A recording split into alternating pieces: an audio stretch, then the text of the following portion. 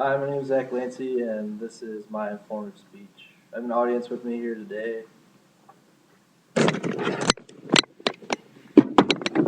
Jeff and Chris.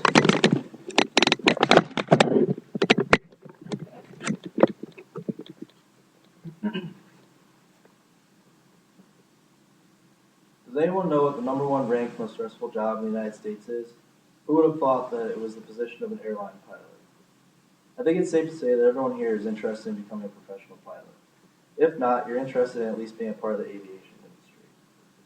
Being a student pilot for a few years now, I began to learn the ins and outs of the industry and developed a good understanding of what it takes to become a professional pilot. Getting a job as a professional pilot just got increasingly more complex for student pilots. I'm going to be talking today about the reasons for the FAA's imposed change of minimum required hiring hours.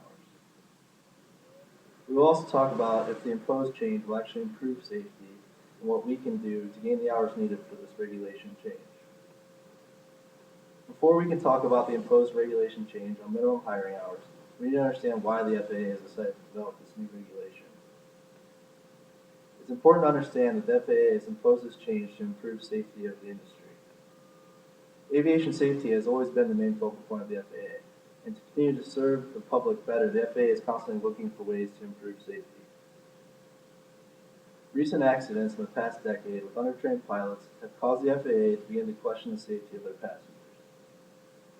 Although there were few accidents before the crash of a Continental Airlines flight in Buffalo in December of 2010, the accident in Buffalo had the FAA at their breaking point and something had to be done. This recent accident is what caused the FAA to reconsider its hiring policy to decrease the likelihood of having another accident.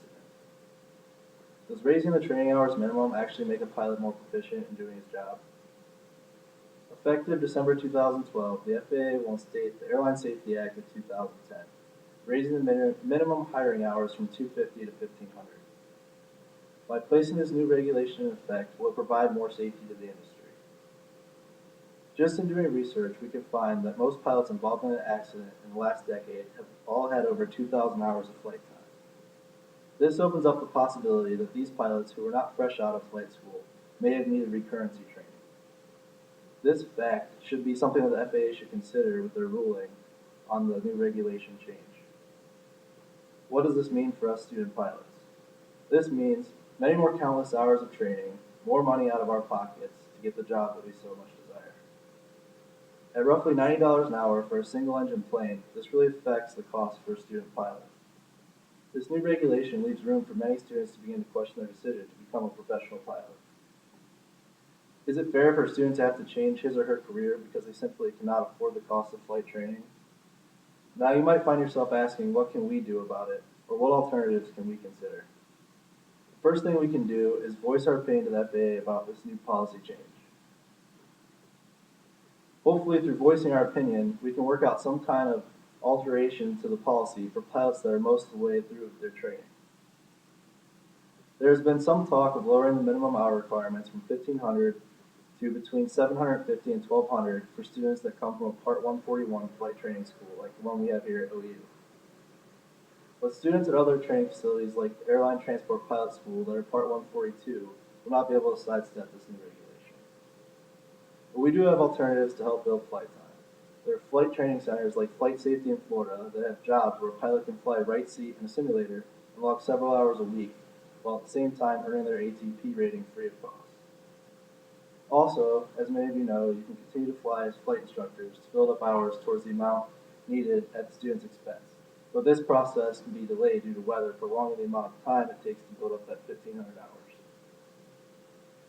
By understanding these points, we can understand there is a need for a change, and we can understand what we need to do to make the best of these changes. In closing, we can see that the need for improved safety is vital to the survival of the airline industry. The need for the new imposed regulations is due to lack of training or recurrency training, whether a new pilot or seasoned pilot. The new regulations will make getting a job more difficult, but there are alternatives out there to help accelerate this process. Becoming a professional pilot can be a very rewarding job.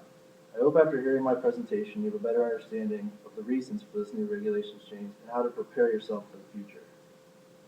I hope when you ask yourself, is it worth it, you answer it like me, and be willing to endure the changes to pursue your dream of one day calling the sky your home.